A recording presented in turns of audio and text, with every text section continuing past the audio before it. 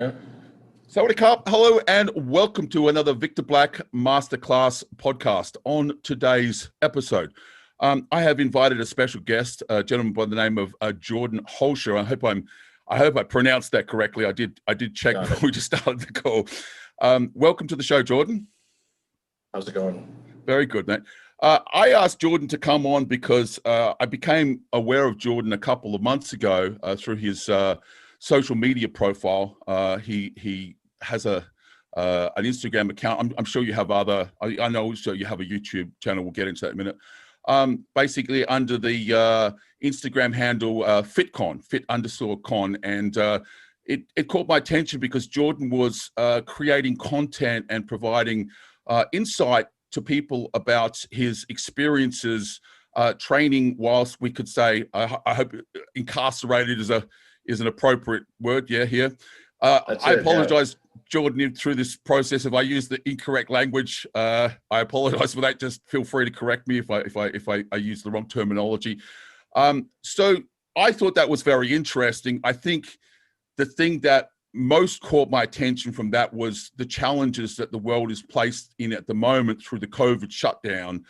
I thought Jordan probably has tremendous insight into the capacity to get things done with minimal resources. I mean, it's all very well and good when we walk into our local multi-million-dollar gym with all the latest and greatest equipment. And although I grew up in the in the era where things were a lot simpler, I think that probably Jordan's insight into getting the most out of training with the least amount of access to equipment is going to be something that I'm certainly interested in, and the audience might be here. So let's just kick off. Can you just give us a couple of minutes of introduction to who you are, Jordan, a little bit about your background, and what got you to this point where I discovered you on social media?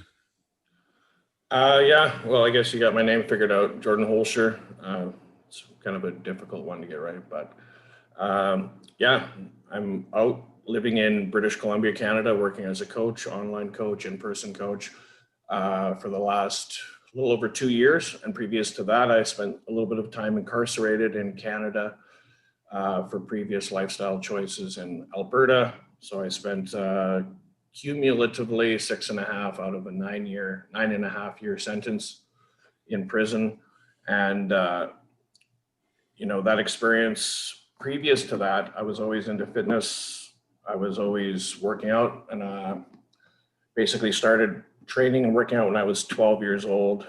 That carried on into my mid-20s, at which point I started getting more competitive and experimenting with different compounds and PEDs and such. I ran that until about almost the age of 30 when I decided, I started making some poor lifestyle choices based on the economy, and got into work in the drug trade. And I spent a significant period of time doing that, but it caught up to me, and I was eventually charged twice and sentenced to 9.5 years for drug trafficking, conspiring to traffic drugs, and then basically directing a criminal organization. And that got me 9.5 years. I spent time in all security levels. Can I just interrupt you there? Not that it really matters. It's just a curious thing. I assume that is in relationship to, we call them recreation or narcotics, as opposed to performance enhancement drugs. Yeah. The funny thing is I was charged for narcotics, but at the time I had a significant amount of juice as well. But I guess when they had tested it in the lab, it had came back fake. So I never ended up getting charged with the juice. So that's kind of a funny story there. But at the end of the day, it wouldn't have been anything very significant compared to everything else anyways. Sure. But that whole experience in general just took me out of that lifestyle that I was found myself stuck in, at which point I was forced to basically reevaluate my whole life, because I had a good chunk of time to spend inside on my own and just find, who I was as a person, reevaluate my life. And were you how old were you when that happened, Jordan? 29. I was 29 when I went in initially. So basically I look at it like I didn't grow up until I was about 29 years old, because previous to that I was, I might have looked healthy on the outside and known quite a bit about health and fitness, but I was just, living a different lifestyle, and it wasn't conducive to, fitness in general. Mm, mm, understand. No. So were you at 29? Were you married, kids, or single guy? I'm guessing you're living a single guy life at that time, yeah. With that lifestyle, I was single, right? I had girlfriends here. You know, I had a few kind of longer term relationships, but with that lifestyle that I was living at the time, you're surrounded by a lot of people. A lot of women. You have a lot of money at that time, so you're throwing it around. The people that just kind of show up in your life are basically like an entourage.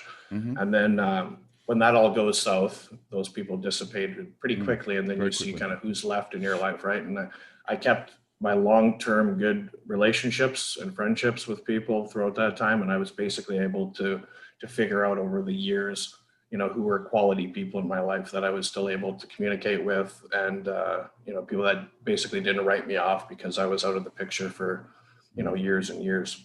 I understand. And how when you said that you were training and you were obviously enhanced at that point in time, were you just doing this as a serious recreational trainer? Were you doing any competition, or No, where were you at? Interesting story is I was planning on doing my first show in 2012, and that was the year that I ended up getting arrested. So I hired a coach. I think we were maybe it was almost 2 months out, somewhere in there, and that would have been my first show. So I never really got to compete. Before that, it was all just recreational. I just grew up loving training and bodybuilding. I was very slender, skinny kid growing up, and I used to just read muscle magazines and see movies with Arnold Schwarzenegger in there, and I would just want to get bigger and bigger. And I started working out in my room as a kid, and I just never lost sight of that. Even with my other alternative lifestyle I picked up in the future, I was always still training recreationally, powerlifting, bodybuilding. I just kind of wanted to do a little bit of everything instead of focusing solely on one thing. I understand. So I have a thread that I'm pulling on here because I'm interested. Let me explain what the direction of the question is, so that might help you with answering. I'm curious where you were at before you went inside, and the consequential degradation of that position once you got inside. So can you paint a picture of that sets us up, that says, okay, so before I went inside, I was here, and then after I went inside to here, this happened, like in terms of physique changes. Okay. Yeah, physique wise, if you would have seen me previously to going to prison, you'd think, wow, this guy's in great shape. I was probably 240 pounds, pretty muscular, but not so healthy from staying up all night and then recreational drugs thrown in there. Yep. And then throw on the fact that I was probably in the middle of a cycle a few months out from a show and got arrested and just cold turkey shut down. So overcoming that psychologically is just something that you have to do. Otherwise, I've seen people here and have clients too that just have a hard time dealing with the fact that they don't have that testosterone and they don't have all that extra jam that they used to have, right? So it becomes more of a mind game at that point for me to go in there. And excuse me, by the time I made it to prison, because you start in jail and then I went to trial, it just was a few months, right? I didn't lose very much because I was able to maintain my body weight and my physique with body weight exercises, right? So, I could see most people going in losing a lot of size generally because the food you're getting there is very low in nutrients and you're not getting a lot of calories. So to stay healthy-ish, you really need to have some external funds or ways to purchase food from the canteen or other inmates who don't want to eat it. But the struggle in there basically is just getting enough food because they don't feed you enough. And what they do give you is just like bread, starchy carbs to fill you up, which most guys sit around sedentary all day, get overweight, and it's just super unhealthy, right? There's a lot of recreation. So can we separate, for people like myself, that I made, when I posted on Facebook that I was basically going to get you on, I made mention of the fact that I spent I've never been to prison, but I spent 60 days in the military prison in Australia. It's very, very, very vastly different experience. So a lot of the, I said, a lot of terminology, language. So let me just separate. So in jail, there's no facilities to train at all, correct? Is that right? It's just you're in a cell, No, basically? it depends on the jail. Like, so before you're sentenced to a prison term in Canada, Yep. you have this kind of purgatory state, which is called jail, Yep. remand, people call it. And they usually do have like a fitness facility, a little gym that you can go Oh, they do. access Okay. for brief periods of time throughout the day.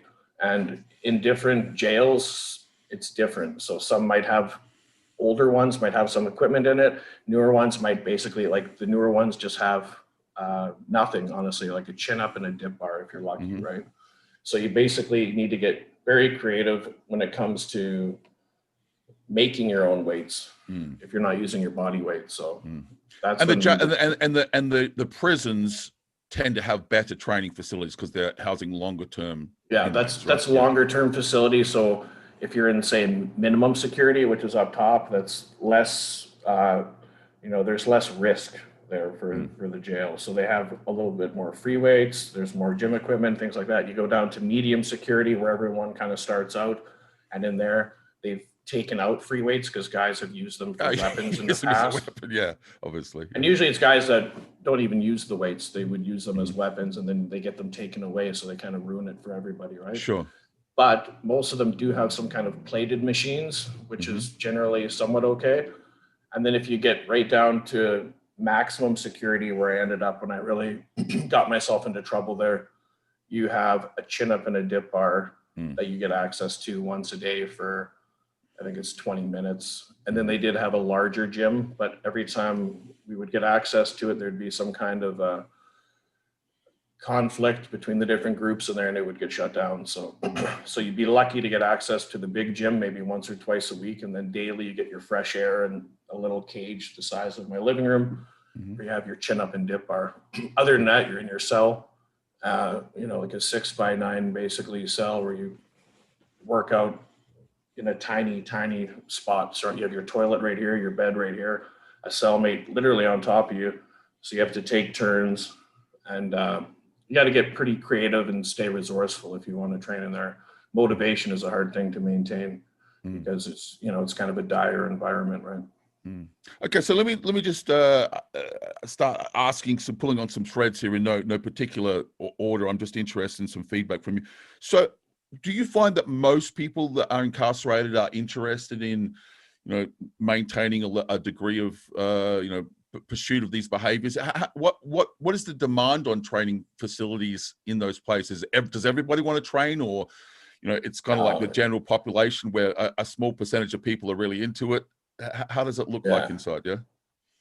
It's not like the movies where you see you roll in there and everyone's jacked and looking huge. Number one, there's not enough food to maintain most guys' body size.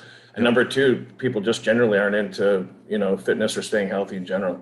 There's a very small percentage of every jail that I've been in that has actually been interested in fitness and training. And, for more so reasons, the higher security risk you get, people seem to train basically to stay on point in case something happens. You can protect yourself, right? You don't want to catch yourself, be looking weak or being in an opportunity where someone could take advantage of you, right? So in some of those jails, you see a little bit more interest in staying healthy and staying fit. But medium, minimum, it just basically comes down to the few people that are passionate about training or want to train. But it's actually surprisingly a pretty low percentage of the population that is interested in the gym. And that's kind of why it sucked when I was in there to try and get improvements in the gym equipment, because everything gets voted on by the population on what they spend their little bit of money on every year. And for most guys, they don't really care about the gym. So, so you see, I think that's probably, as you said, a popular misunderstanding. Most people have this expectation that everybody's inside wants to get access to these training facilities and everybody wants to use them. But that like in general population, that's not the case. It's a small percentage of guys that are interested in these things. Yeah. In my experience, it is, right? There's a few guys that get in there and they're like, yeah, a lot of people use it when they get to prison. They're like, okay, I got to do something with myself, all day. Maybe I'll get in shape and get healthy. So there's a few people that are on that train, but for myself and others, that come in and they're already healthy and living that lifestyle, then you're just trying to maintain at that point. I understand. Okay, so I'm going to again start just throwing random questions out. If there's anything that you feel like you would like to add because it's of insight or value, I think it's one of these things you only know what you know, and you might have tremendous insight to something that I'm not even thinking about. So I would love you to jump in. I guess I'm trying to draw. The value here I see is the potential between someone that says, okay, so listen, we have this situation at the moment where I don't have access to my gym. It's, shut, it's open, it's shut. And as I said, I see someone like yourself who's been through this, experience where you were passionate about training and then found yourself with very limited access to equipment as being someone that may have, put more time and energy and effort into thinking about, so how can I get the most out of the smallest possible, access that I have to these things, far more than someone like myself. This is the first time I've really been faced with these dilemmas during. So do people in that situation, did you, when you went into that situation, did you have a training routine that you followed, or you just kind of tended to do things instinctually, or how did you manage what we would outside call programming? How did you manage that? I would basically cycle it on depending on what my goals were. Like initially when I went in, I knew I was going to be in there for a long period of time. So I was just looking for any way to maintain my muscle mass and my conditioning. And if anything, my conditioning went up because that was, it's easy to stay conditioned in there, but harder to maintain a higher percentage of body mass when you don't have heavy weight to push around. Until I think one of the books I'd read was Your Body is a Barbell or something along those lines. I can't remember the author, but I read that, and then I started ordering courses through the International Sports Science Association. Okay.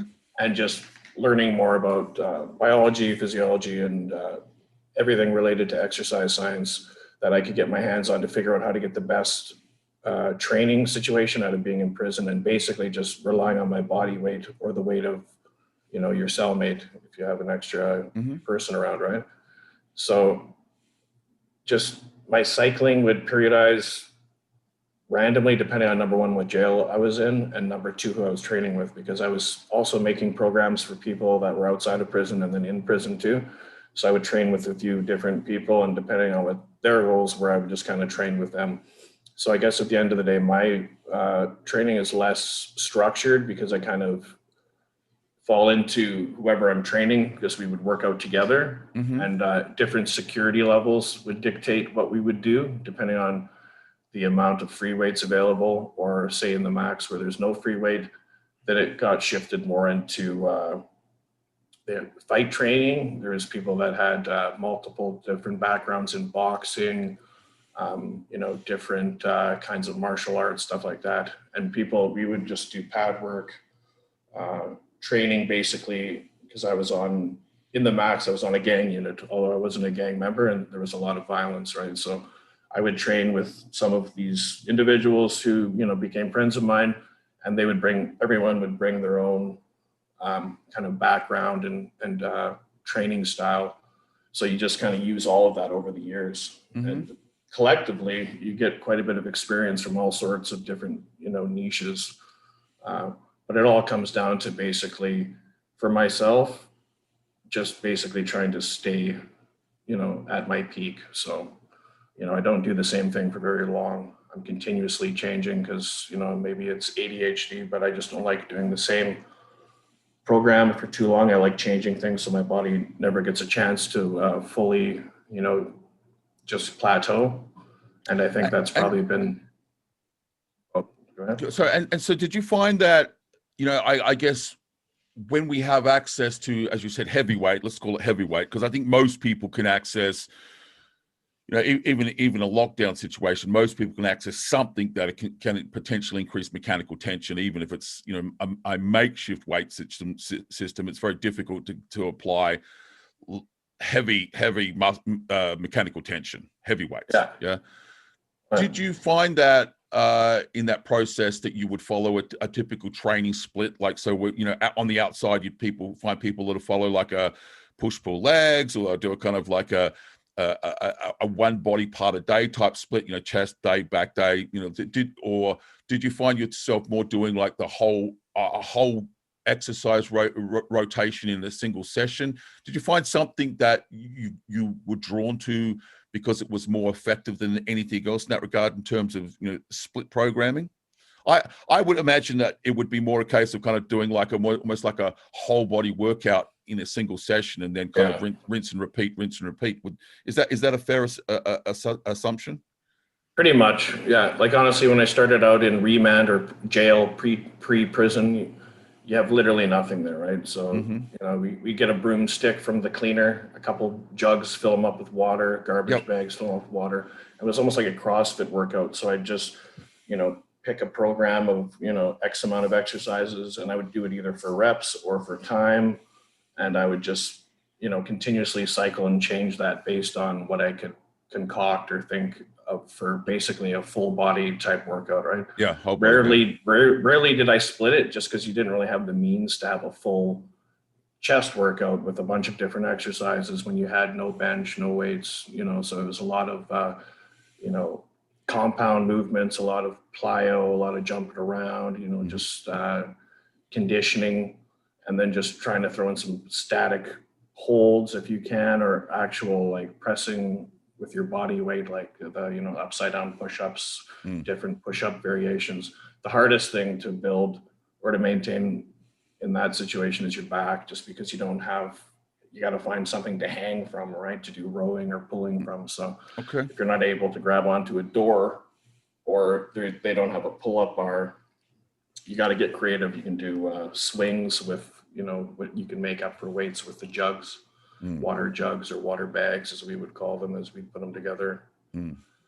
So it changed quite a bit. It wasn't as structured as like a plan that I'm sure you would put together with, you know, very precise metrics. For me, it was just kind of just going as hard as I could, and just kind of feeling my body. And then eventually I picked up a few other people that wanted to do the same thing. And, you know, we kind of, wherever I went, there was kind of a little fitness crew, I guess you could say, right? Yeah. And did you factor in rest days and that you train every day? Yeah, there was days I would take rest for sure. Just because I know the importance of it, where some people would train all week, you know, and just to maintain their sanity. But there was days where I wouldn't train at all, and that was just to give myself a break. And one of the things I always found with myself is I tend to overtrain, or I'm prone to overtraining, just because I get a lot of stress and anxiety out through my training. So I find I need to do it regularly. You know, as I got older and more knowledgeable, I realized, you know, the importance of actually, you know, recovery, and, you know, you're actually going to grow on your recovery days versus, you know, continuing to break yourself down day after day. And even now I train significantly less than I did in the past. And I find that's one of the reasons that I've actually been able to grow a little bit, was just by, you know, this extra recovery time that I didn't give myself. And in there, it depends, because some days you can't really tell what your day is going to be like in prison, because you might get a lockdown, which happened very frequently in certain prisons. And in those situations, you're locked in your cell until they search the whole prison. That could last 3, 4, 7, 10 days, right? So you're literally not getting out, not fresh air, not a shower, you know, nothing. So that's when do you want to work out? You got to work out in your cell, and then you have to shower in the sink, basically, right? Like a bird bath, if you want to stay somewhat clean. But it just, a lot of people just give up, because they're, you know, you don't want to train in your cell when it's that hot and you don't have a way to keep clean. We used to train in our cells to the point in the summertime where the walls start raining almost, and anything that stuck to the walls would slip off, because the humidity and the heat was so high in there, right? In like maximum security, where there's no, not very good ventilation or anything. So. Okay, cool. Can I change the subject and talk a little bit about food, nutrition? I'm imagining, as you have already alluded to here, that this is one of the most challenging parts of you know, trying to maintain tissue mass in incarceration. That you just don't have access to the nutrition that is needed to do that. Talk to me a little bit about the nutrition that's provided, and how potentially you supplement that through whatever means necessary, whatever means possible. Yeah. Honestly, for me, that was probably one of the worst things about being inside, was the food quality, right? And in the government's defense, they only have so much money allotted for the prison system. So over the years, that's deteriorated depending on who was in power. And I think now it's a few dollars a day is what they equate to the allowance for the average inmate to eat. So, so needless to say, everything generally gets produced in one location and then frozen and shipped to all the other prisons. And then when they get them, they thaw it out, cook it. So basically by the time an inmate gets it, it's been cooked 2 or 3 times, warmed up, and it's just, calorie dense, nutrient poor, a lot of bread. You get about 2 pieces of bread with each meal, plus an extra snack or something. So that's 8 pieces of bread in a day. I didn't eat any bread in there because I find I store, visceral fat pretty easily when I start eating bread and certain carbohydrates. But I would complain and put in grievances, things like that, and they would always respond with following the Canadian food guide, right? So that's X amount of calories. I think it works out to 23 to 2,600 calories a day for the average meal. Even that's generous. Yeah, it's 2,000 in Australia. Yeah.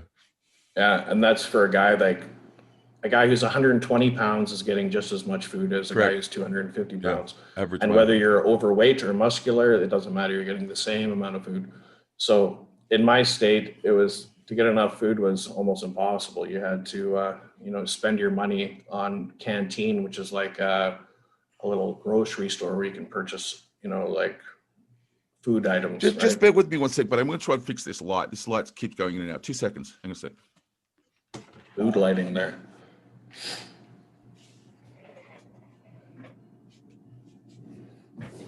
Oh, I apologize, mate.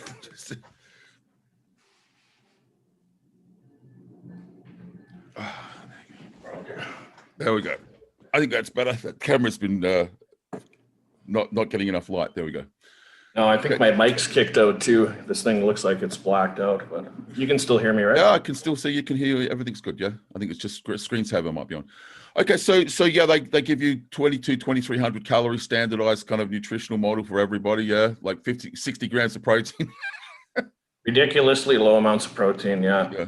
But the thing is, there's guys in there that will sell you their protein. Like there's a lot of people in there who will do anything for a snack or a bag of Cheetos.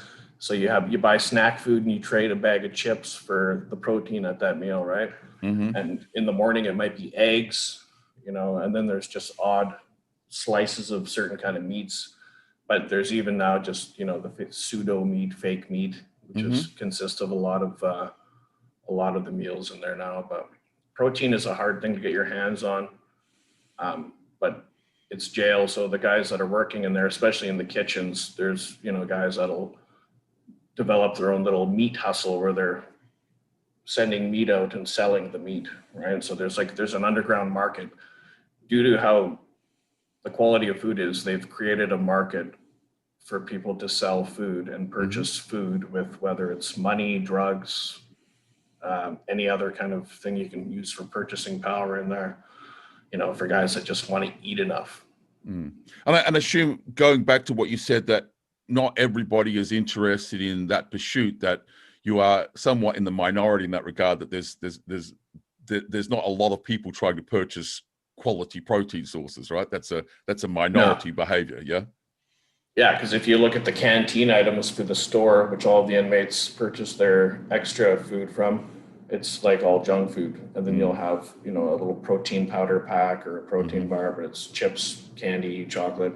Okay. In there's a high percentage of inmates who are addicted to drugs, right? So the drugs honestly take over the entire prison population, and people will trade anything for drugs, and it's including food.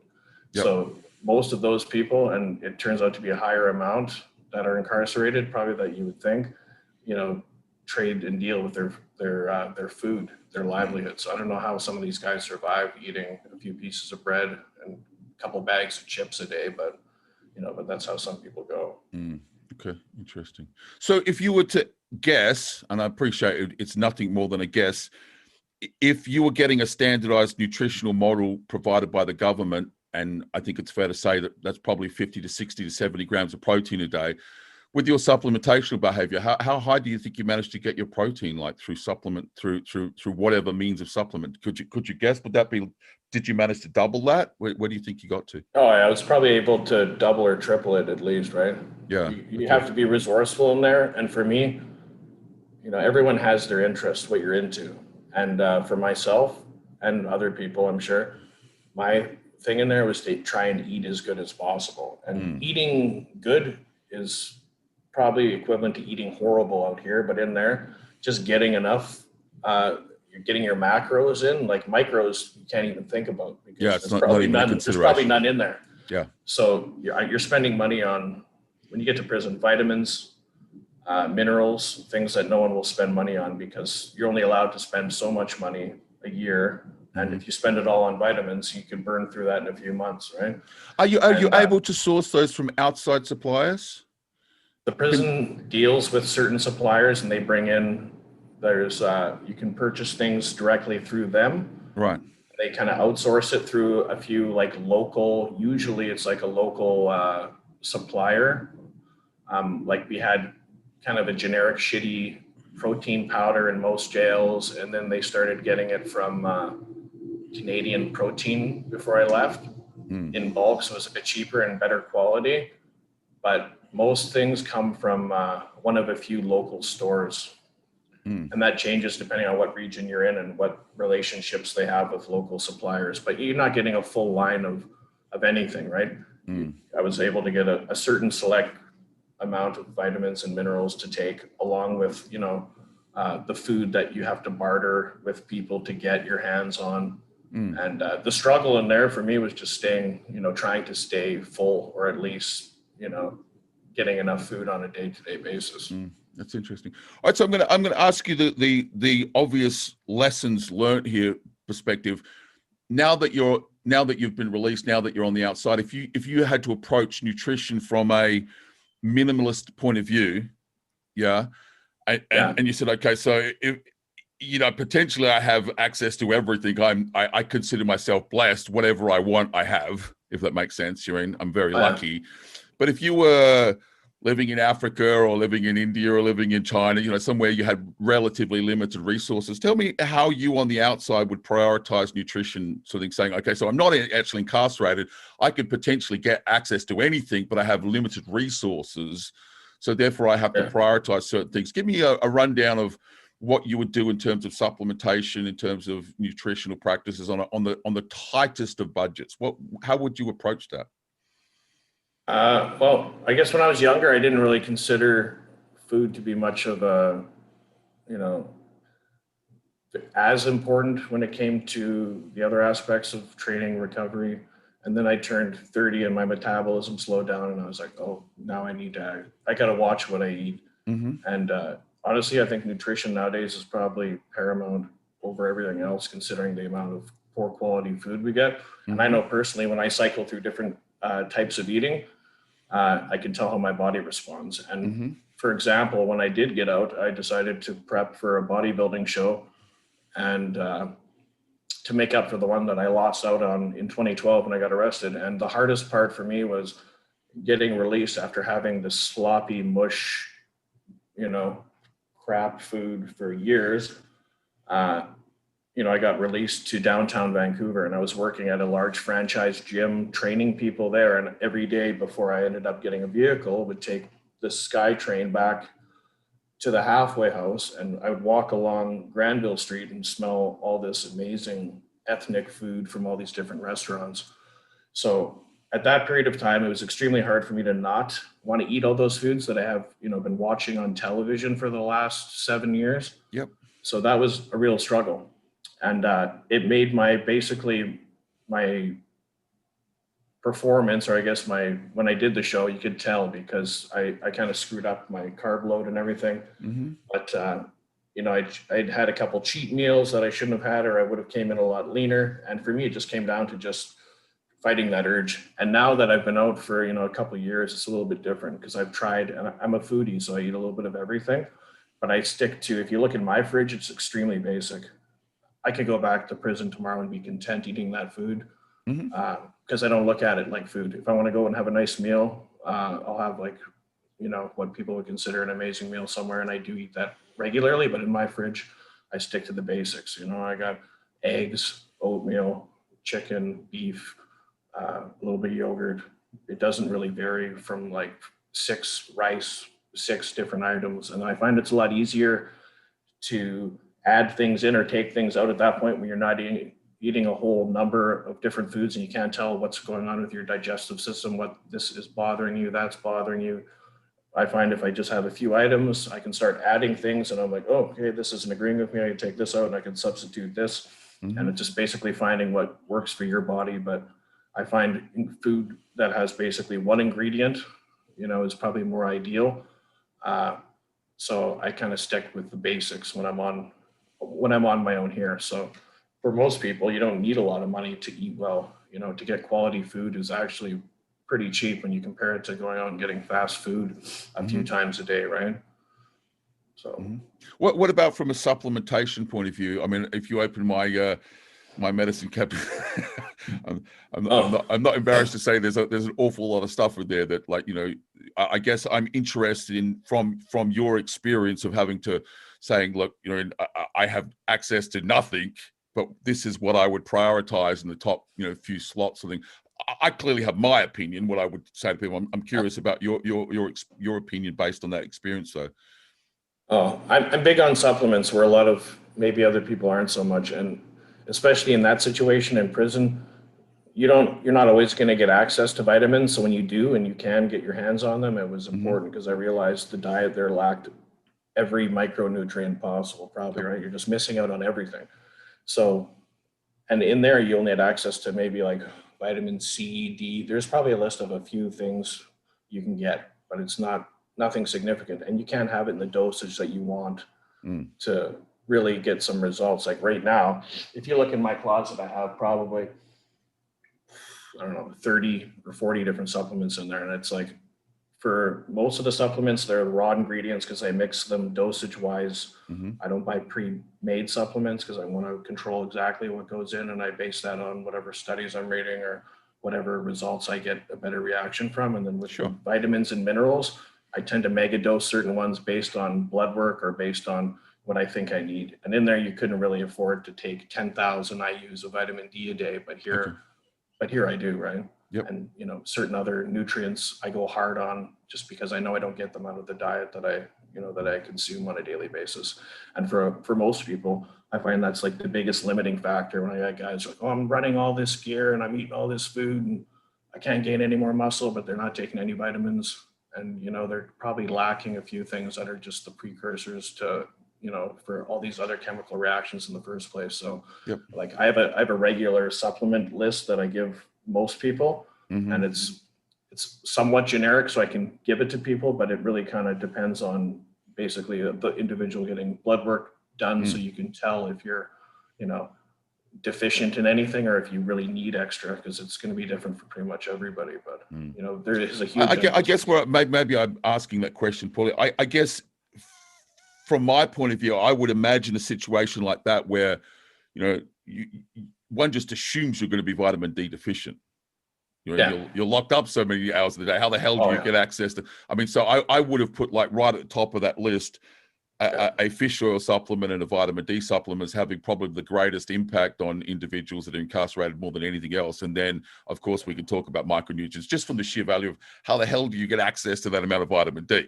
Jordan. Yeah. So would you agree with that? Like, you know, profound, for sure. Like if you're going to take, if you have limited resources to go, okay, I'm going to take these things. I would put for that situation, vitamin D and potentially a fish oil and a multivitamin right at the top of the list. Yeah. Yeah, that would probably be the 3 that I would go to for sure. Vitamin, everyone in there lacks sun, depending on your prison security level. You might not even get outside. And at certain points in the year out here in British Columbia, it rains for 6 months. So by the end of the winter, everyone in there is going to be looking like a vampire, and you'll have no vitamin D on a daily basis unless you're getting it, you know, through supplementation. No, that's and then similar with multivitamins, which I don't use now because I use greens and a whole cocktail of other, you know, like mega dose vitamins. But in there, yeah, it's important because just the food doesn't really contain much of anything. So I agree. Cool. I want to talk about the subject of enhancement. Relatively recently, 2020 timeframe, there was a very interesting study that was produced in one of the Nordic countries that talked about the proliferation of anabolic steroids and other performance-enhancing drugs inside prisons. Yeah, I don't know whether you're familiar with that study. Are you familiar with that study? Not that one in on its own, but I've probably seen it all firsthand. Yeah. I guess that's what I was interested. So just for people listening, there are a number of studies where people have invested energy into understanding this space, and it's very interesting. One of the things that I found very surprising was the amount of performance enhancing drug use that is, at least, again, you have to understand that whenever you read a study, it's reflective of that particular situation. As said, this was the most recent study was reflecting on Nordic countries, the proliferation of enhancement practices in Nordic countries. And I appreciate Canada is a different country, but I was a little surprised by the amount of use in prisons from that report. I was wondering if you can, to whatever degree you're comfortable and you're happy to talk about this, if you could comment about this subject just in general. About the use of drugs in prison. Yeah, you got to realize, people think, well, you're in prison, you're locked down, you're not going to have access to any of this stuff. And I'm like, well, you're in prison with a bunch of criminals who are in there for breaking the law. They're going to get whatever they want in there, and that's generally, in most prisons, drugs, cell phones to communicate with whoever on the outside, steroids. Basically, drugs is the big thing. There's a smaller demographic for steroids because people can't sell them as, they can sell street drugs, narcotics, and make a huge amount of money in there. It's ridiculous. And the percentage per capita of drugs available is much higher in prison than it is on the street, because you're surrounded by 40 other drug dealers instead of maybe 2 in your community, right? When it comes to steroids, there isn't a lot of people who do them, and it takes up a lot of space. So you don't see them very regularly, but when you do, it's the guys who are all about it that manage to basically get it smuggled in. So everything that comes into prison has to come in through either an individual bringing it in themselves, and that's inside of their body. So that's going to go up suitcased or hooped, basically in the old anus. And that's just the way it is. And if it's not coming in yourself, it comes in through a staff member who is on maybe somebody's payroll, or it just happens to make it over the fence in a lower security type facility. But depending on the security level of prison you're in, the maximum security prison, you're not going to get almost anything in there. It's going to be very difficult. Medium, it's a little bit easier. Minimum, it's almost a free-for-all, right? But at those different security levels is when you have individuals with different risks, right? So at the very bottom, at minimum, you could probably get away with trying to bring in things, but people there are on best behavior because they want to, that's a privilege to be in that situation. So you get caught screwing around there, you're going to go back to medium where you have access to nothing, or the max where you really have nothing, right? So I've seen in different, basically all security levels have drug access when it comes to PEDs. And at the max, you're not going to have much of anything other than maybe, if you're lucky, somebody else's insulin, if that's something you might want to take. Medium security. That's basically using insulin-dependent diabetics insulin. In that case, okay. Yeah, so there will be individuals there that have diabetes. They have an insulin pen, and some of them will sell their insulin. Guys, assume it's highly anabolic or whatever. Are they allowed to keep the insulin pen with them? Is that how it works? They don't have to go to the infirmary to administer? Yeah, for drugs like that, they can generally keep them on them. Okay. So that's when you see guys selling them or using it for means that it wasn't meant for. But it all kind of depends on what jail you're in. So that's the one thing you might see kind of freely moving around, but those diabetics obviously need it. So they're not, depending on the individual, they might not, be willing to sell that or get rid of the needle tips that they have or whatever. So what you do see is guys just basically sticking to the oral pills, which is bringing in, like D-ball, Anadrol, T-ball, Superdrol, Winstrol, Anavar, stuff like that. But is there any one of those compounds that is a standout favorite of that community? I would say maybe T-ball, but probably just due to popularity, everyone seems to grab something like D-ball, right? Just because it's popular. what people forget, to realize is that when you're running this stuff, then your test levels drop, and it's kind of for me, it didn't really make much sense, because if you're running just strictly an oral pill and your testosterone gets suppressed in that environment, specifically when you're more sedentary and there isn't a lot of things to stimulate your testosterone naturally, and then you're shutting it right down with some oral pills, it just, for me, wouldn't do anything significant other than probably have negative side effects, right? Well, that's the thing that I found most fascinating about and clearly I have only one piece of the puzzle, because I'm just referring to, to literature that's looking at the problem. But I would have thought that at the dosages that we would typically consider to be effective dosages, that you're not talking about 10 milligrams of D-bol. Like I can't imagine that being really of any therapeutic benefit to us, because you need to have it on a consistent and ongoing basis, and you need to have it at doses which we're talking about multiple pills per day, multiple tablet intakes today. It seems like this a bit of a paradox to me, going like, understanding pharmacology and understanding, I can see where a 50 milligram anadrol tablet a day makes sense. I can get that, right? Like, you know what I mean? But there's, in most circumstances, I kind of go like, it's almost like there's pieces of the puzzle that just don't make sense, that don't line up to me. But that's your experience as well. People have mixed responses to it, because it's just not the way it should be to get effect, right? Yeah, to be effective. And they're also missing out on the other things, right? They're missing out on, number one, the nutrition. Yeah, correct. And any kind of supplementation that's going to enhance their growth in the first place. So just taking 20, 30, 40 grams of D-bol once a day for, a month until it runs out, and then you're waiting for something else to show up. I didn't really see a lot of people really get, any results whatsoever. What there is the possibility of is going to the doctor, to the clinic, and seeing if you can get on like HRT, which I did try, but they said, levels are subjective in Canada, and they said I was in a normal range. So, right. So did they tell you what your ranges were?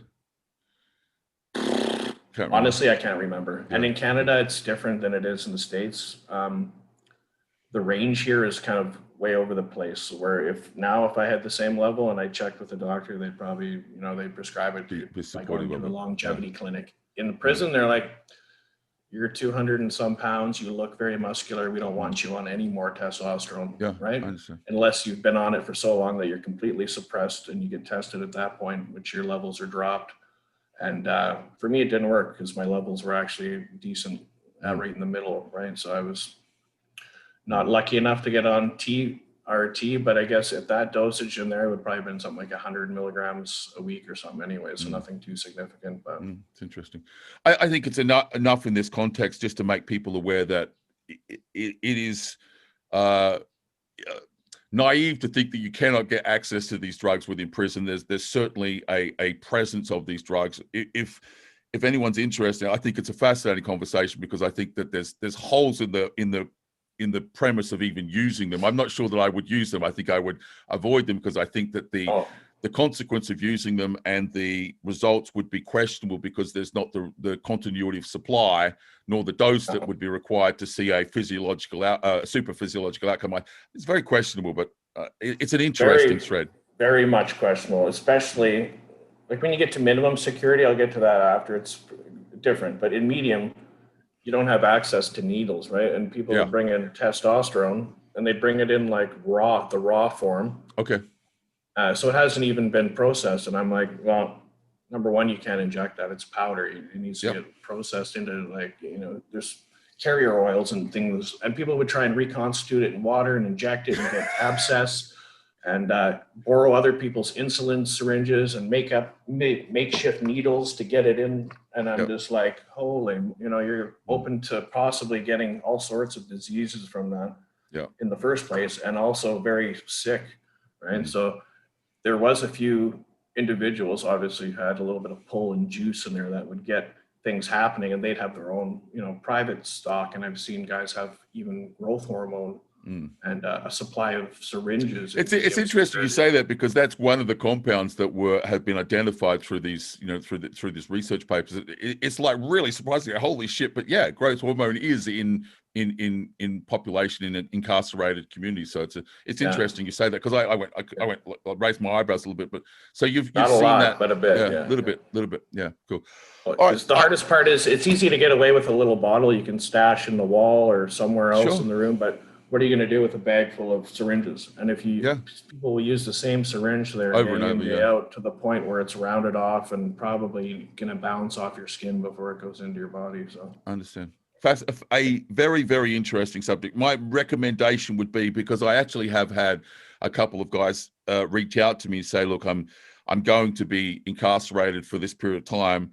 What do you recommend as a strategy? So yeah, just be aware that even though these compounds are seemingly available, I'm not sure that exposure to these compounds under those conditions would be something that I would support or recommend, even if in my circumstances I would be trying to restart the HPTA and go it alone. Go it alone. I think that would be a more productive outcome than random underdosed, you're in questionable quality products during and exposure. Quite questionable. You don't even know what you're getting, where they came from. Someone you barely do when you're out here on the street. So in there, it's even twice as bad, because who knows? I've seen, agreed. You don't know. 100%. So just a word of caution there. I would avoid, if you're in that situation, I personally would avoid any injectable compound under any circumstances in that environment. Just full stop. Yeah. Orals, I can't support that, but just injectables are off the table. Just like an automatic no, in my opinion. So yeah, prison is the most unsanitary environment other than maybe your washroom. So the last thing you want to do is be getting tattooed or injecting yourself with drugs, no matter what they are in there, because you have the odds of getting something that's you're never going to get rid of, and it happens. But there's just certain places I wouldn't go, and that would definitely be it. You got to get creative and resourceful, and that's when you realize that it's not all about the gear. Is when you got to get you got to focus on how you're trying. So let's see if I can get some insight from you. Let's focus our attention on the situation, as I said right at the beginning, where we have this environment where not everybody today has access to their commercial training facility. Maybe I can just get you to give me some insight of what are you recommending to your clients in these times in terms of training programming. I think nutrition is relatively easy for us to execute. I have not heard of anyone not being able to get access to appropriate food. I haven't heard that. That may well be circumstances some places in the world, but it's not my understanding at the moment. But I think it's fair to say that not everyone has this as training. What are you advising your clients to do at this point in that regard, in terms of maintaining tissue mass without access to training facilities? Well, I think it's actually maybe easier than people would think. It's just we become reliant on all of these different modalities, right? Where basically if you find yourself stuck in your house with nothing, there's always something there. And whether that's a few books, a pillowcase with a bag of water. Yep.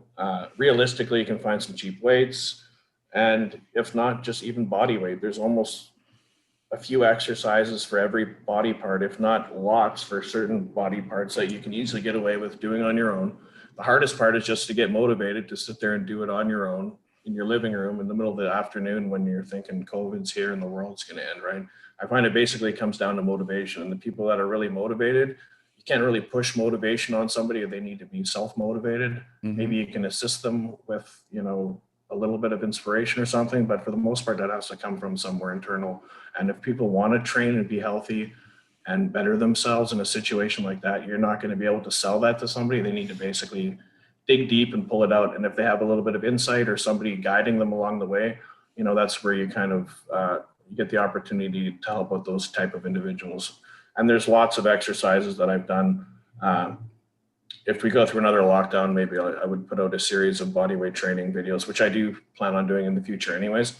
But, I was able to maintain almost everything with just my body weight, right? And just figuring out how to, basically hit every muscle group, is difficult for certain body parts, but everything's pretty much doable. You just got to be a little bit resourceful. Mm, And especially nowadays, if you're quarantined, you can usually generally still go outside, and there's always something to hang from, whether if you don't have. I guess this is the interest I had on getting you on, is because a lot of people are saying, well, you can't. But I'm saying, well, by comparison to incarceration, we have a lot of options. It's a very different situation to being locked up and trying to maintain. And if you can do it in that circumstance, if you can make a fist of it, make the most of it under those circumstances, then when you take yourself outside of that situation and look at where we're at today, it's reasonable and fair to say, look, it's not ideal. I think that's fair. But I also think it's, you need to be mature about it and kind of go like, say, dude, it could be a lot fucking worse. I could be not able to leave my fucking house ever under any circumstances. I need to stay inside my bedroom. And I think that those are, there's a lot of ground in between those two scenarios. There's a lot of ground that you can do a lot of things with. As you said, you want to go down to the local hardware store and collect a few supplies to make some makeshift weights with. You didn't have that opportunity in that situation. And I think that if you could have, you would have seen that as a luxury. All right. Yeah, it's different because everybody, thinks, oh, well, the gyms are shut down, so I can't do anything. Yep. And for me, I found when I didn't have a gym and I wasn't relying on the same, workout routine or regimen I was following for, a decade and a half, 2 decades at that point, you had to get resourceful. And I was able to maintain what I had with, quite a few different body weight exercises, figuring out what kind of worked for me, but at the same point, not really needing anything. And it was actually surprising because what it did is strengthen all of my joints. My joint strength got so strong from all the static holds. And then I was never able to do a muscle up. I was a heavy guy. I could do some pull-ups, but I wasn't able to do a muscle up until a few years into my sentence. And my conditioning was generally horrible. I was a cigarette smoker before I went to prison. I dropped that, and then I was able to run, just do fight training, boxing with everyone else that I was locked up with. And honestly, for my health, although being in a negative, shitty environment, the training aspect really took it up a notch. And I credit that a lot for the level of discipline I have with certain aspects of training. And, it just makes you realize that you don't really need all this stuff that we have, right? But yeah, you're not going to get like a 5-day split routine in there. You're going to basically, it comes to like a full body training or up, push pull or upper body, lower body or something like that. But, depending on what you want to do, you're going to get it done in there if you got nothing but time. I hear you. All right, so for everybody listening, that is the primary reason that I wanted to get Jordan to come and talk to us, was because I know people are struggling at the moment without access to the gym, but I just really passionately believe that, if we look at examples of individuals like Jordan that's been through this process and he's managed to make the most of it, then by comparison to that situation, if you can project yourself into that environment, where you're at the moment, so you have access to some dumbbells and some barbells and a few resistance bands, and by comparison to the moment, there's no reason that you cannot make the most of it and maintain your current position. I do agree.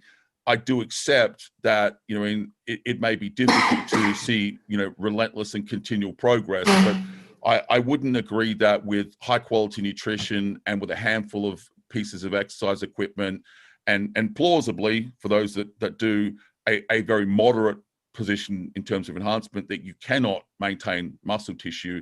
And I thought the best way to see this, to change people's perspective, is just consider what would it be like if you got locked up for fucking 6 years. That's tough. That's hard by comparison. So I've seen a lot of guys that went in big and then they shrunk. The test levels drop and they don't have access to free weights. I didn't want to be one of those guys, so I never did calisthenics in my life. And then when I went to prison, that's where I'm like, well, this is all I got. And it's what you got. I'm 200 and some pounds, 240 pounds. That's a lot of weight. I can do a lot with. I mean, it's an arbitrary thing, but I am curious. You went in at approximately what body weight? I'd say between 230, 240. And you And I came out. probably honestly got out 230, 240. Yeah, It didn't really change. somewhat similar, not a huge change over that No, time frame. when I had got out initially from, because I was my sentence got split into two sentences, right? So when I was released the first time, it was from the maximum security prison, and we were on a hunger strike for a few weeks. Okay. I had lost maybe 20 pounds then, so I got out. I was 215, and that was probably the lowest body weight I've been at in 20 years, probably, right? And I looked fairly skinny and somewhat unhealthy, but that was just due to the conditions of the hunger strike when we got out. So, but the second go around, when I got out for minimum security and had access to free weights and actually better quality food, because there you can actually purchase your own food. It's not, the prison doesn't give you slop food. Minimum security, you get a food allowance and you can pick what items you want. So you live in a house with, say, 6 guys, everyone puts their list together and you can actually have somewhat decent meals in there, right? Okay. Completely the opposite of max and medium time. So, you know, if I would have known that, maybe I would have not screwed around the first year and got myself sent to the max. But in minimum security, it's not that bad, but it's definitely not the equivalent to what you would have in your kitchen here. So, you know, looking at the pandemic and lockdown, I thought it was great. You know, instead of being locked in a little cell, I'm locked in this huge condo by myself. You know, usually I have my dogs, or at the time my girlfriend, and life was actually great compared to what it could be. You know, Agreed. You know, can you tell people a little bit about your resources? I mentioned right at the beginning of the call, I discovered you via your Instagram page, which is at fit_con. Is that correct? FitCon, yeah. I came up with that basically when I was in the max, when I was figuring out what to do with myself when I got out, because I didn't want to go back to the same lifestyle. Hence, you know, getting sentenced almost 10 years, you know, getting sentenced again is going to be even worse. So figuring out what to do with myself. My one passion I've always had is training and exercise.